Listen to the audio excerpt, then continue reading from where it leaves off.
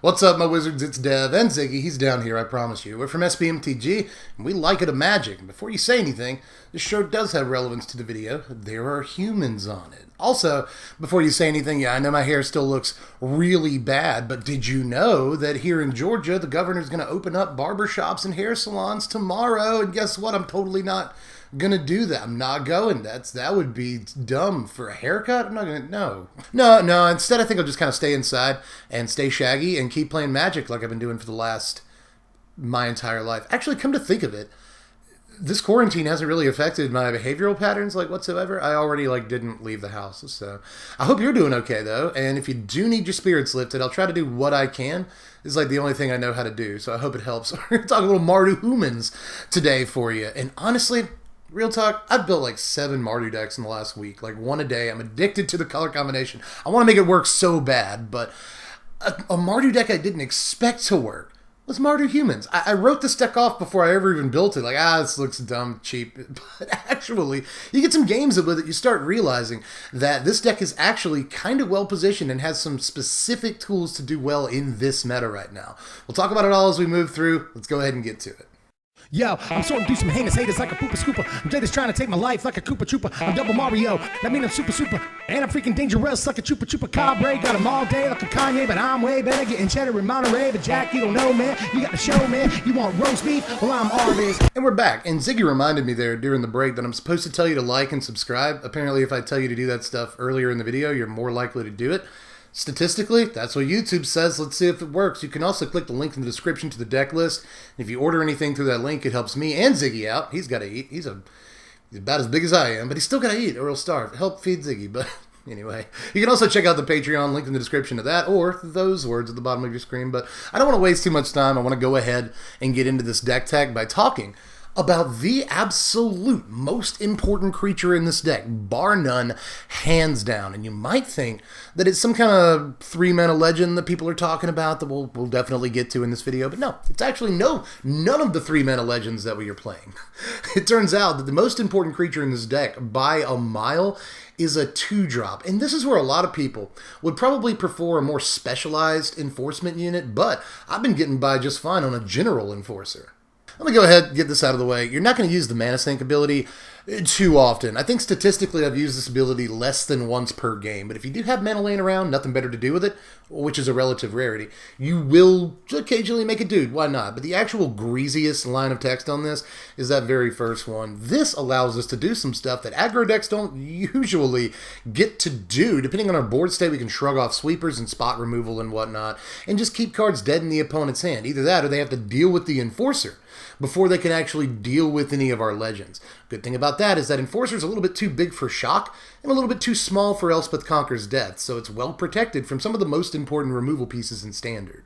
But this is a game of Magic, and if you played Magic even once, you know that you're probably not going to get your preferred 2-drop on turn 2 in every game, or any games, it feels like some of the time. So we have to have a fair amount of other 2-drops to lead in to these amazing 3-drop legends. But it turns out that another one of our 2-drops is the other best card in the deck. Again, it's still not these 3-mana legends. Our 2-drops are really where it's at to get those 3-mana legends set up. And that is never more true than in the case of Hero of Precinct 1. A lot of people have been trying this card out in a lot of different decks over the last, what feels like 6 years. Really over the last year and a half. This thing has appeared in a lot of stuff, and everyone thinks Esper Hero is going to be a deck every single season, and it never is. It turns out, though, that Mardu Humans is the answer we were looking for to make this card playable finally. Now, usually, the inclusion of Hero really does a lot to dictate any deck's philosophy. In other words, you got to play a lot of gold cards if you're going to play Hero. But the thing is, there's little to zero opportunity cost to play this card in Mardu Humans because all of our good cards are gold anyway. We're not building the deck around Hero. The deck is just kind of already built around Hero. So you might as well play the card. And going wide does so much, not only for us synergistically, but it also does some really good things in this format right now. There are a lot of decks that can't keep up with a wide board. They just play a big permanent every turn right now. They're playing these big splashy, flashy mutate cards and whatnot. We just eat those decks alive by attacking straight through them. I've been able to beat Garuda a bunch of times, even when they spin up 3 different things with Garuda. You just have a big enough board presence to be able to attack through them and deal that last few points of damage. So that can be important, but synergistically, just not even talking about the meta at this point, we've got ways to protect these tokens from damage in this deck, which means that once you've actually put that investment into Hero Precinct 1, you are less likely to lose all those tokens, which is a big deal. We've also got ways to sacrifice extra tokens that we don't need on the board to take out big guys so that we can more effectively attack. So there's lots of reasons why we would want to go wide too. Hero Precinct 1 is just a perfect card for the deck. But I've been teasing these 3-drops all video, so I might as well go ahead and get to them, because you know that we're playing 4 copies of General Kudro. Insert Friends reference here, I guess. I mean, I think I've already exhausted all the Friends references I care to make during the preseason when it comes to this card, but that means I get to actually talk about the card, which is what I'm here to do. I'm not here to amuse you. I do, though. I try to, because why would you watch a video that's not entertaining?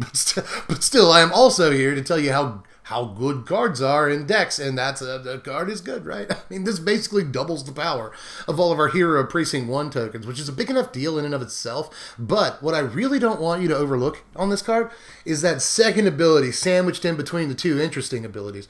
There's an ability that tends to get overlooked, and it's actually kind of one of the most important things the card does in this meta right now. Not only can this eliminate Euros and Croxes from the graveyard, which is very important, but it also nerfs Lurrus. So back to Crox, take Crox out of the graveyard, you're usually nerfing Lurrus decks, but this can one by one wipe out any option that they might have to replay once they do get their Lurrus on the table, which is a big deal. This also keeps things from coming out of the graveyard thanks to Elspeth Conquers Death and a bunch of other cards in this format right now. So that ability to snipe cards from yards is actually insanely important, more important than you think it is. But also keep in mind that we can play a sort of aristocrats-style game plan here, sacrifice a couple of tokens, take out big dudes on the other side of the table, which is important because I don't know if you've noticed that there's a lot of big dudes in this format right now. And sometimes you'll have enough board state that sacrificing 2 guys to take care of their 1 is not a big deal at all. At freaking all. You'll be more than happy to do that on multiple occasions I have found. But we got a whole team of Power Rangers that we're trying to assemble on turn 3, and you knew General Kudro's in the deck, right? It's not a surprise. I mean, it's like the whole reason that we're building the deck. So I'm going to go ahead and move on from Kudro into another one of the most important cards in the entire deck, and that, believe it or not, is Zeke, who I've just been calling Edge. Now, a little bit like Hero Precinct 1, this is a card that people, myself included, were really excited about when it first previewed. But then we quickly learned that it's actually really fragile and it's not very good. It hasn't even seen as much experimentation as a card like Hero has. People really quickly left this card by the wayside when they decided it's not good. But just like Hero, we finally got the deck for it. It's just been waiting on Mardu humans this entire time, it turns out, right? Not only is this a gold card that will proc your Hero Precinct 1, but just in case you don't get Hero on turn 2, it's great to follow up a General's Enforcer with a Mtg, because they protect each other. The Enforcer gives the Mtg indestructible, and the Mtg makes sure that the General Enforcer is immune to things like Deafening Clarion and Storm's Wrath and other damage-based removal. Mtg can also protect your horde of tokens from dying to like Mayhem Devil damage. So that's another important little wrinkle that Mtg has in this format right now. But this is also just like the most aggressive 3-drop we can play if we're trying to hit for damage as quickly as possible. Does its job pretty admirably in that department too. There's actually another 3-drop legend in this deck that we have to play, and you knew I couldn't do it without Judy. You knew my lady Judy had to be in the deck. I love Judith so much, and I've made absolutely no secret of that since the card first came out. You guys know I like this card kind of a lot, so yet again we found the deck that it's been waiting for the entire time. I've seen a lot of people just kind of go a much more aristocrats route with this deck. Play all 4 copies of Judy, play Cruel Celebrant even though it's not a human, play Bastion of Remembrance because at least it makes a human, right? And just go all out on the death triggers in this deck. I don't think that's quite the way to go, even though it is really fun, but Judy, even though it's the only, blood artist kind of effect that we have in the deck, it's still a just massively important card. It might not trigger off of tokens, but if our opponent does want to take out our General's Enforcer or our Hero Precinct 1, we can at least punish them a little bit for doing that. If we don't have a General's Enforcer out and we get swept, we punish them a lot for doing that. So between General's Enforcer, Zeke preventing damage from like Deafening Clarion and stuff, and now this, making sure our opponent is punished for sweepers, I think that I can make the claim, and it'd be true, that we're actually the best aggro deck in the entire format when it comes to fighting sweepers specifically, and that's a pretty good dimension to have. Now, full disclosure, a lot of people on this deck are playing 2 copies of Judith. I think that's a mistake, just based on personal experience. Because of our 2-drops, we need a critical mass of these 3-drop legends. We absolutely have to get one on turn 3, or our 2-drops are kind of for naught. They just do nothing if we don't get one of these cards on turn 3. So I wanted to play at least 10 of these. That's why you see the 3 Judiths. But from here on out, from this card choice on, it gets even more complicated. I've already shown you the basic shell of the deck, the core that most people are on right now. But from here on out, the card choices become drastically different from deck to deck. Now, you'll always see some number of dire tactics, very often 3, but I am playing all 4 copies of this card. Is an insanely important card against a couple of decks right now. Not only is it just a good piece of removal, especially against things you'd rather exile, like Anax, for instance, but against the Garuda decks, this is instant speed, so as soon as they play their Garuda, while the ETB trigger is on the stack, you can hit their Garuda, and then, if they hit a Spark Double, they don't get to copy their Garuda. That's important, but what else is important is when they play that turn 4 Winota, you can just exile it. Even if you don't have a human, you kind of don't mind taking the life loss or whatever. Just get that Winota off the table before they move to their attack step. But while we're talking about gold 2-drops, I'm also playing 4 copies of Stormfist Crusader, another card that you'll often see in the deck, but amazingly not every single time. But this is a card draw piece that's also a gold card and is also a human, so I kind of think there's absolutely no reason not to play this, and I probably shouldn't have to justify it too much. This deck needs card advantage, and very often against most opponents, you're going to put yourself in a position where you kind of don't mind taking that damage every turn because your opponent's at a lower life total than you anyway. So I think all 4 copies of Stormfist Crusader is an absolute must. Now, the only 4-drop in the deck is the 2 copies of Soaring, and you won't see every deck play 2 copies of this card. Sometimes you'll see 0, they throw them in the sideboard, sometimes you'll just see 1. And honestly, I'm still not 100% sure what the correct number in the main deck is. It might just be 1. I have had games where Soaring sits in my hand because I just have better things to do with my mana, but on certain board states, a Soaring is the absolute best card you can draw in your entire deck. Not only is this going to be able to get back those General Kudros and those Judiths and Tjiks and whatnot that you lost, it can get back a Hero Precinct 1, get back a General Enforcer, and then suddenly all your legends have Indestructible. Like, the ability to just reanimate stuff, really quite important with Soaring. But aside from that, the ability to give all your creatures lifelink, also extremely important. On some tables, in aggro mirrors, that can be a great way to win races and not worry about crackbacks. So Soaring does a lot on very specific board states, but those board states are so specific that I'm not actually sure that this needs to be a 2 of in the deck. That said, it is gold, so you're at least going to get a Hero Precinct 1 token off of it. And if all else fails, it can bring back really, really key creatures, which is kind of the most important reason to play the card. But here's where we hit the largest deviation from the way that most people have been building this deck, because you often see tons of 1-drops in this deck. You'll see like 4 copies of Venerable Knight, 4 copies of Fervent Champion, 3 copies of Giant Killer, and all that.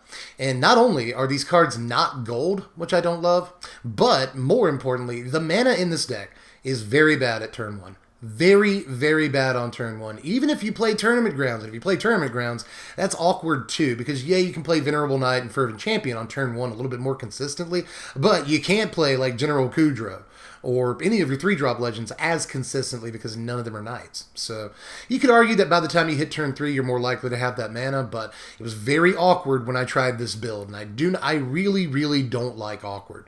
Especially when we're trying to find the best decks in a given format. Any awkwardness is bad, so I just really don't like 1-drops in this deck because very often you're going to hit a Savai Triome or some other tapped land on turn 1, and there's not much you can actually do about that. Either that or you'll have a Fervent Champion and like your only untapped lands in your opening hand are plains. It just doesn't feel good whatsoever. So not only that, but Fervent Champions are like quickly outclassed. Venerable Knights are quickly outclassed and very often don't have a thing to put the token on when they die. So I have a lot of problems with the way 1-drops end up playing in this deck. So I didn't end up playing a whole lot of them. I did end up on 3 copies of Giant Killer, which is like one of the only non-gold cards in the entire deck other than Hero Precinct 1. But the ability to play this as as an instant and just take out big stuff, really important a lot of the time. But if we do need that curve where we go 1-drop, 2-drop, General Kudro or Judith or something to really boost all of our power on the board, we have the ability in some games to play Giant Killer turn 1. It's just almost never what you want to do. Like I said, I tried the 10, 12, 1-drops plan in this deck and really found it to be painful. So I didn't end up doing that. Instead, I just ended up on the 3 Giant Killer. And to fill the slots that are normally left by a card like Fervent Champion, I'm just playing more 3-drop removal in the form of gold cards. I'm playing both 2 copies of Mortify and 2 copies of Bedevil. These do the things I was talking about with Dire Tactics earlier. It's kind of meta-dependent, but if you're playing against Garuda or Winota, both of these are all-star cards. Now, you have to hold up mana on turns you don't usually want to hold up mana, but if you know that you're playing against either one of those decks, and obviously if they're playing Garuda, they telegraph that, but if you know you're playing against either one of those decks, it is often worth it to leave up the mana on key turns and just mortify that Garuda or that Winota as soon as they hit the table. Plus, not only that, Mortify can take out problem enchantments like Fires of Invention and etc. There's a bunch of them, Wilderness Reclamation and whatnot. And Bedevil can obviously take out things like Teferi that we have kind of a rough time against. If they bounce our 2-drop, if they're on the play, they bounce our General's Enforcer with Teferi. It's going to be tough to kill that Teferi. And not if we have a Bedevil. We can just kill it on curve on turn 3. I feel like this deck isn't necessarily a mid-range deck, but all of the value and all of its bigger turns are usually turn 4, turn 5, turn 6. Even if you play 1-drops, the deck isn't going to get to a point where it's aggressive enough to finish the game by turn 4, no matter how many Fervent Champions and Embercleaves you play. And by the way, on that note, I've seen a lot of people play 2 and 3 of Embercleave in this deck. If you're playing the Embercleave deck, just play mono red. It's a much better version of this deck. In this case, we get a lot of instant speed removal that can take out the creature that they just Embercleaved. So take that. I would much rather play a deck that has a shot at beating mono red than a worse version of mono red.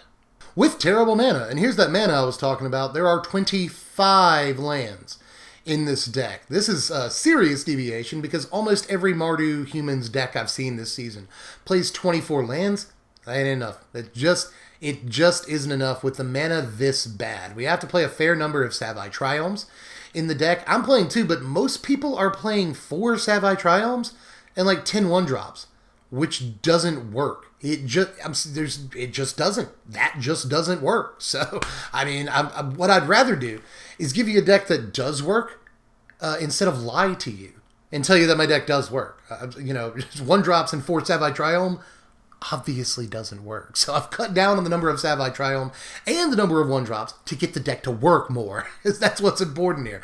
We're also playing some number of Fabled Passage because even though they don't come into play, untapped on turns 1, 2, or 3, very often the way we build the deck, you can get away with playing a Fabled Passage either on turn 1 or on turn 4 and throwing down 2 2-drops or something. So I feel like Fabled Passage hurts our speed less than Savai Triome or playing Temples, right? So I just think it's the best choice out of all of the lands I don't want to play. let me put it that way. Plus, again, 25 lands might seem like a lot, but we're trying to, occasionally hit the mana sink on General's Enforcer. We're trying to use the ability on General Kudro, right? So there's going to be plenty of ways to use your mana on any given turn in this deck, and you need every scrap of it. 25 is correct. Now here's our sideboard, and it's actually fairly simple here. We got Noxious Grasp and Devout Decree in there because they are great sideboard cards, but there's also Drannith Magistrate, my favorite sideboard card in this whole deck. This just completely neuters Companion and Escape and all kinds of stuff. Lurrus, when a card nerfs both Lurrus and Garuda, it's a good card. So I really like Drannith Magistrate. I'm thinking about throwing some copies in the main deck. That's how good it is in this meta right now. But there's also D-Spark, which takes out Garuda when it hits the table at instant speed. Takes out Winota at instant speed too. Fires of Invention, Wilderness Reclamation, just so many things that D-Spark gets rid of. I'm thinking about putting a one of in the main deck, to be honest.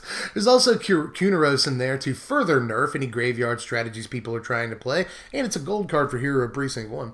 An extra copy of Mortify and an extra copy of Bedevil to finish off the sideboard there, just from when we know that we're playing against more enchantments or more planeswalkers that we otherwise don't have great answers to.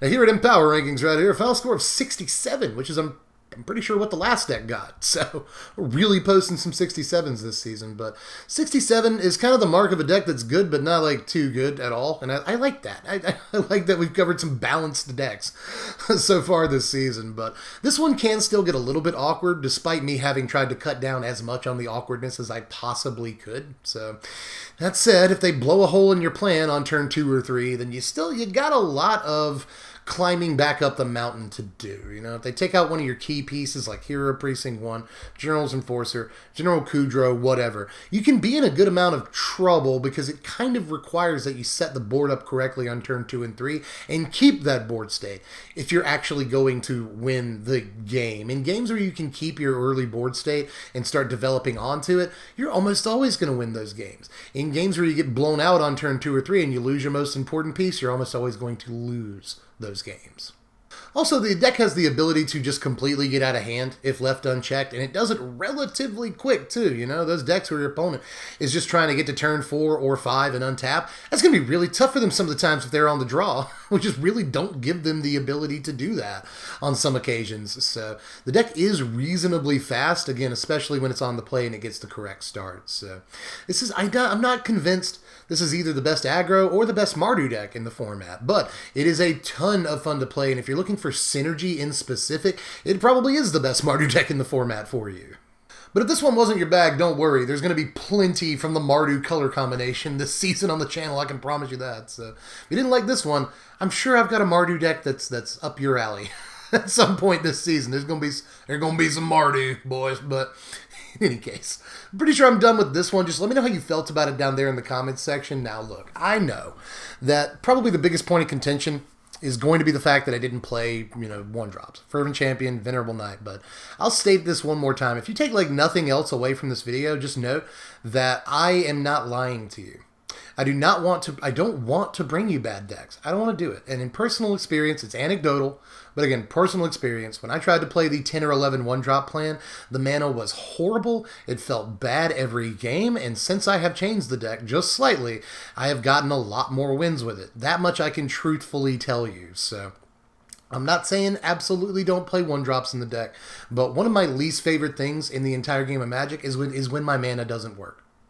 So I ended up, building the deck that the mana worked better for. So, I mean, if you get your 1-drops on turn 1 in this deck, I'm sure that's great, right? But 9 times out of 10, I was not getting my 1-drops on turn 1. So I just, I don't want to lie to you. I want to bring you the best deck that I possibly can. And again, I've gotten more wins with this version of the deck than I did with the one that everyone seems to be building right now. So that's all I'm going to say. Try it out before you just go, "Ooh, deck needs Fervent Champion, it's bad." Fervent Champion is not actually that amazing of a Magic card out of the context of mono red. I'm just throwing that out there. But anyway, just let me know how you felt about it in the comments section down there.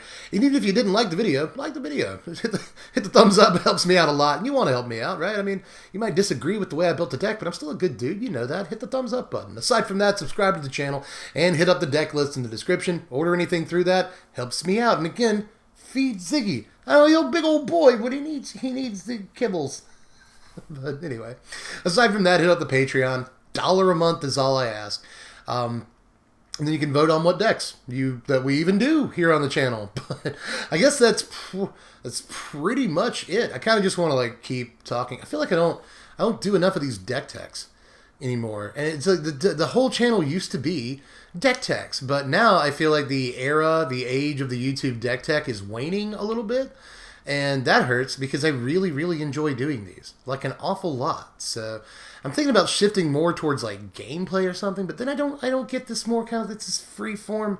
I just get to talk to you without having to worry about what's going on a screen in front of me. I really enjoy this format, but in any case, I'm not going to stop doing them anytime soon. So I hope you like deck techs, but I guess I'm done for this one. I just had to throw in an extra bit of conversation because that's the kind of guy I am. But anyway, I'm done. So I guess I'll catch you cats later. I'm Dev from the place. Thanks for watching, my wizards. Spread love and be kind.